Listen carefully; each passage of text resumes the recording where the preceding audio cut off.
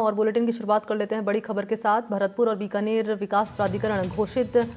राजस्थान सरकार की cabinet meeting में हुआ है ये बड़ा फैसला। दोनों जिलों में अब तेज होगी विकास की रफ्तार। 9 नीतियों को मंजूरी इस बैठक में दी गई है, जो कि बुलाई गई थी कल। और इस बैठक में लिए गए हैं कई बड़े फैसले। और कैबिनेट मीटिंग के बाद deputy CM doctor Premchand Bairwa, मंत्री जोगाराम पटेल ने प्रेस कॉन्फ्रेंस कर इन फैसलों की जानकारी दी है। जोगाराम पटेल कह रहे हैं कि इतने बड़े फैसले लिए गए जिसकी कल्पना राजस्थान की आम जनता ने नहीं की होगी। डिप्टी सीएम कह रहे हैं कि मुख्यमंत्री की अध्यक्षता में ये बैठक बुलाई गई। शनिवार को 9 नीतियों को मंजूरी मिली है। राजस्थान सरकार की इस बैठक में सबसे बड़ा फैसला ये भरतपुर बीकानेर को लेकर कि इन दोनों शहरों को विकास प्राधिकरण घोषित किया गया है।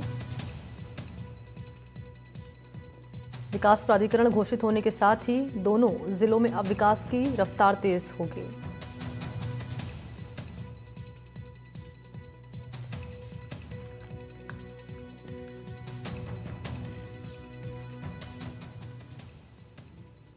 तो भरतपुर और बीकानेर को विकास प्राधिकरण घोषित किया गया है। और अब भरतपुर और बीकानेर वासियों के लिए अच्छी खबर है ये। यहाँ अब डेवलपमेंट और तेज़ी से होगा। डेवलपमेंट के लिए सरकार और तेज़ी से यहाँ काम करेगी, क्योंकि विकास प्राधिकरण घोषित किया गया है इस मीटिंग में, जो कि कल बुलाई गई थी। विकास की रफ्तार अब तेज़ होगी, विकास को पंख लगेंगे। और कुल मिलाकर 9 नीतियाँ हैं जिसको मंजूरी मिली है। भरतपुर और बीकानेर के लिए हालांकि 9 नीतियों में बड़ा ऐलान हुआ है। विकास प्राधिकरण घोषित किया गया भरतपुर और बीकानेर में। मंत्री खुद कह रहे हैं जोगाराम पटेल की इतने बड़े फैसले लिए गए कि आम जनता ने कल्पना नहीं की होगी।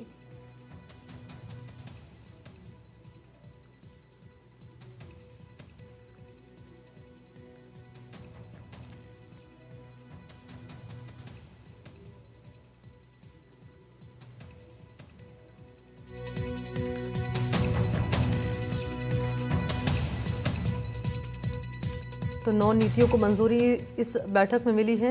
विकसित राजस्थान बनाने के लिए मंजूरी मिली है। एमएसएमई नीति है 2024। एक जिला एक उत्पादन नीति शामिल है इसमें।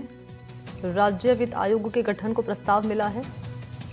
और जब हमारे सहयोगी ने उनसे बातचीत की है डिप्टी सीएम प्रेमचंद बैरवा से, तो उन्होंने बताई है कौन कौन सी 9 नीतियां रही हैं जिसको मंजूरी इस बैठक में मिली है।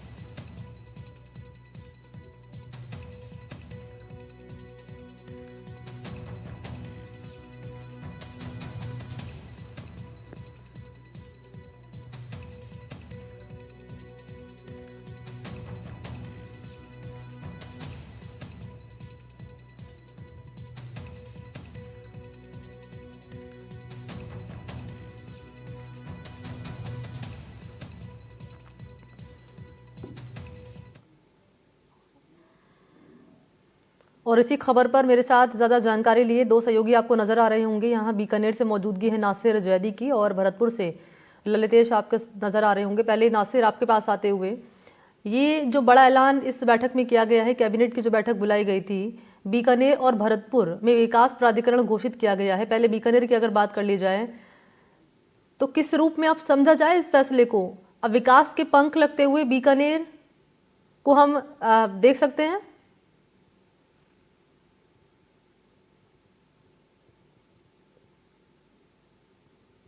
नासिर,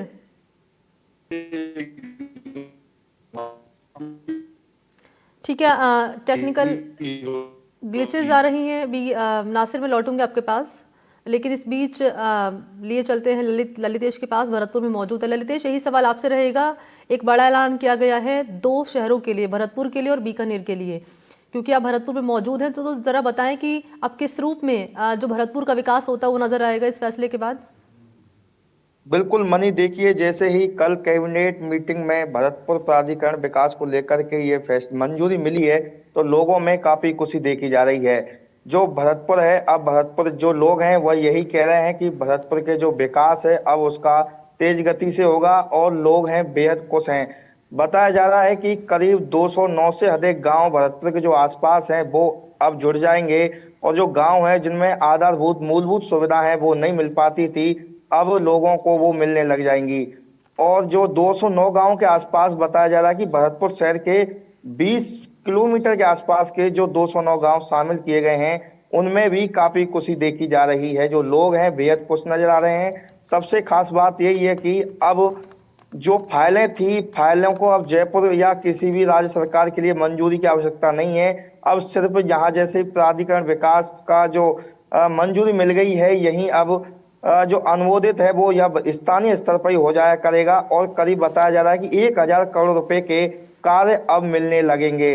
लोग हैं बेहद खुश नजर आ रहे हैं। कल से ही जैसे ही उनको पता चला कि जो 4 महीने पहले सीएम भजनलाल शर्मा ने बजट में भरतपुर विकास प्राधिकरण की घोषणा की थी, तो लोग बड़े बेहद खुश थे। और जैसे ही कल इस पर मंजूरी दे दी तो लोगों ने मिठाई बांट करके भी अपनी खुशी जाहिर की है। जी।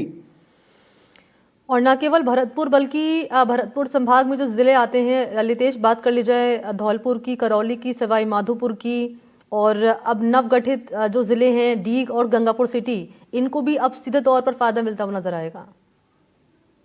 बिल्कुल, देखिए भरतपुर संभाग था, लेकिन पहले जो लोग थे वो यही कहते थे कि भरतपुर संभाग है, लेकिन संभाग स्तर का विकास नहीं दिखाई देता है। कई बार नगर निगम, भरतपुर में नगर निगम है, यूआईटी था, लेकिन जो मंजूरी मिलती थी लेकिन उनके स्तर से काम नहीं देखा जाता था। और लोगों का कहना था कि जैसे इसमें 6 जिले शामिल हैं, गंगापुर है, गंगापुर सिटी है, धौलपुर है, करौली है, तो कहीं ना कहीं अब उन लोगों को भी काफी फायदा मिलेगा। जी। निश्चित तौर पर फायदा मिलेगा। और बात कर ली जाए शिक्षा के क्षेत्र की, बात कर ली जाए स्वास्थ्य के क्षेत्र की, तो यहाँ किस रूप में यहाँ पर सरकार की ओर से काम किया जाएगा, क्योंकि 9 नीतियों को मंजूरी यहाँ पर मिली गई, लेकिन महत्वपूर्ण फैसला जो माना जा रहा है, जिसका जिक्र मंत्री जोगाराम पटेल ने भी किया है, कि विकास प्राधिकरण जो है इन दोनों शहरों में यहाँ पर जो है लगाए जाएंगे। इस बीच भरतपुर की अगर बात कर ली जाए तो स्वास्थ्य और शिक्षा, ये 2 महत्वपूर्ण फैक्टर्स माने जाते हैं, इनको किस रूप में विकसित किया जाएगा? बिल्कुल, देखिए अगर स्वास्थ्य की बात की जाए तो भरतपुर में जिला आरबीएम अस्पताल है और संभाग स्तर का सबसे बड़ा अस्पताल है। जो सीएम भजनलाल शर्मा हैं उन्होंने विकास प्राधिकरण की मंजूरी के साथ पहले भी बजट में भरतपुर का जो आरबीएम अस्पताल है उसमें बेहतरीन चिकित्सा के लिए भी निर्देश दिए हैं। अब विकास प्राधिकरण कहीं ना कहीं घोषित किया गया है, तो अब जो रफ्तार है, कह सकते हैं चिकित्सा विकास की बात की जाए तो अब लोगों को जो जयपुर जाना पड़ता था, भरतपुर संभाग है, भरतपुर संभाग में 6 जिले आते हैं, उन लोगों को भी पहले भरतपुर आना पड़ता था, उसके बाद वो जयपुर जाते थे, तो काफी परेशानी आती थी। लेकिन अब जैसे ही विकास प्राधिकरण घोषणा हो गई है तो चिकित्सा के क्षेत्र में काफी विकास देखा जाएगा और लोगों को राहत मिलेगी।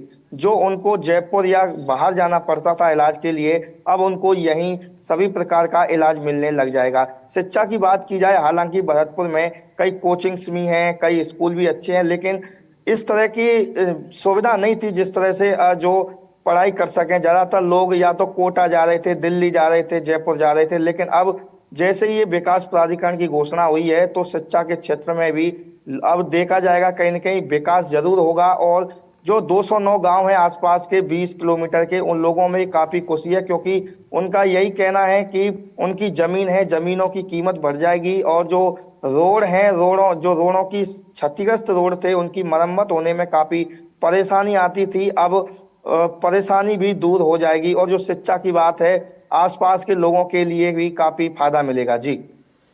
ठीक है नासिर, मेरे साथ इस वक्त मौजूद है, बीकानेर से उनकी मौजूदगी है। नासिर, आपके पास आते हुए अगर आप मुझे सुन पा रहे हैं तो मैं चाहूंगी क्या बताएं किस रूप में अब बीकानेर के विकास को पंख लगते हुए नजर आएंगे इस फैसले के बाद? यकीनन देखिए, हमने पहले भी ये अर्ज किया था कि बीकानेर राजस्थान का तीसरा सबसे बड़ा शहर है, लेकिन आजादी के बाद विकास की दौड़ में पिछड़ गया। लेकिन अब चूंकि बीकानेर में बीकानेर विकास प्राधिकरण की घोषणा हो चुकी है, मुख्यमंत्री भजनलाल शर्मा ने घोषणा की है, तो यकीनन बीकानेर के विकास को पंख लगेंगे और बीकानेर का इंडस्ट्रियल डेवलपमेंट जहां होगा वहीं टूरिज्म की फील्ड में भी बहुत फायदा मिलेगा। इसके अलावा एजुकेशन हब बीकानेर बन चुका है, तो एजुकेशन हब के तौर पर भी बीकानेर नेशनल लेवल पर अपनी आइडेंटिटी बनाएगा। इसके अलावा जैसे ही कल शाम को अनाउंसमेंट हुआ बीकानेर डेवलपमेंट अथॉरिटी का, तो पूरे बीकानेर के लोगों में खुशियां हो गई कि बीकानेर के लोगों ने ये कहा कि यकीनन बीडीए की घोषणा सीएम का बहुत अच्छा कदम है और बीकानेर को इससे विकास के नए आयाम मिलेंगे, विकास के पंख मिलेंगे। बीकानेर जो नेशनल लेवल पर अपनी पहचान भुजिया, रसगुल्ला और पापड़ के तौर पर रखता है, इसके अलावा भी दूसरी इंडस्ट्रीज में, एजुकेशन में, टूरिज्म में भी बीकानेर अपनी नई पहचान बनाएगा।